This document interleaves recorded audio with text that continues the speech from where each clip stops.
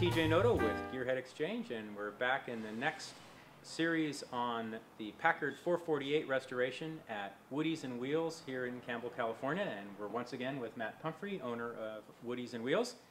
And Matt, tell me about this cylinder head. This is it's different from the cylinder heads I'm used to looking at. Yeah, these cylinder heads, there's no cylinder head, so to speak, like that you can remove. So it's all cast in one unit, and then through these port plugs is where you have your access to your valves and valve seats.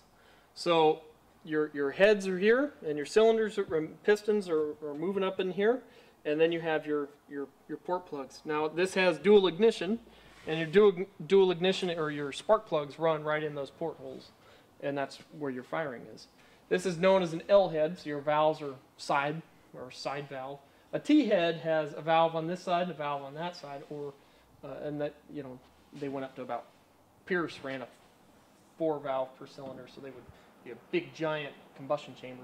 And is it called a side valve because the valve is next to the piston? Is that correct? Yeah, okay.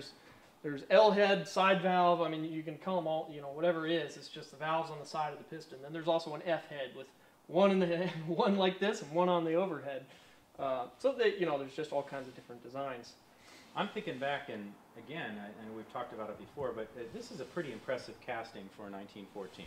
Yeah, well, it's just a good casting for any era. They made good castings all the way since the beginning. You know, casting was not, it wasn't like it was a new invention at the turn of a car. I mean, they were making steam was already in use for what, 150 years? They were making external combustion engines way before internal combustion engines. And so they just moved a lot of that technology into building these. But this is a very good casting. It's a very good cylinder design. And, you know, like the aluminum pan, they made all that type of stuff out of sand cast as well. But yeah, it's a great design, 4.5-inch bore. And when we speak about 45 horse, now back in the day, they used to tax you based on the size of the engine. And the size of the engine was based solely, really, on the bore. And so a 4.5-inch bore would have been a 45 horse. Doesn't matter what it ran on the dyno.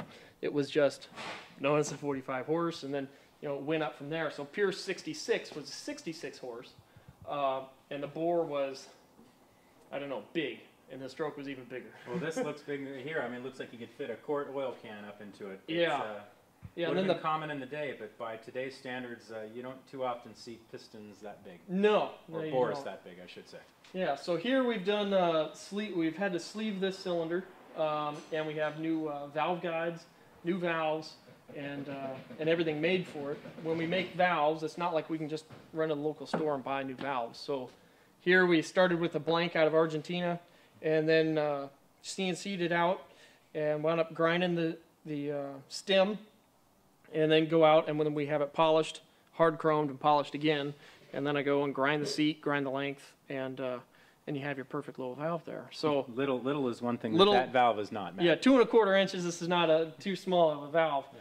But it's a good design, and the motor's going to scream when it's all together. This is a valve spring tester, and the reason for this is valve springs. The valve springs in an antique car, the old adage is that for every mile an hour you want to go, you use about a pound of spring pressure. And that's kind of what you kind of live by. Now, some people say, oh, well, I need new springs just because I'm rebuilding the motor, so XYZ will fit, so I'm going to use it. Well, then you end up with such high spring rates in these antique engines with cast iron seats that you end up just destroying the seats. And especially if, say this is 2¼ inch, the Hallscott's 2.5 inch, I believe. When you start getting out to that big of a mushroom from the stem, and then you increase the spring pressure by, you know, 4x, you end up, you can warp valves, you can bend valves, you can do all kinds of stuff. So if you're making new springs, make sure to use something that's relatively equal to what it was originally, and or fabricate them to be exactly original to what and when you compress the spring, you compress it 1 inch and take the measurement? Is that how you do it? You take a closed height measurement, and then you take an open height measurement. And your important pressure is your closed height measurement, which is when the valve is seated and the spring is at its longest length. And so that's the wordage on valves. And then you've got, looks like you've got some lifters there. Talk to Yeah, us about so that.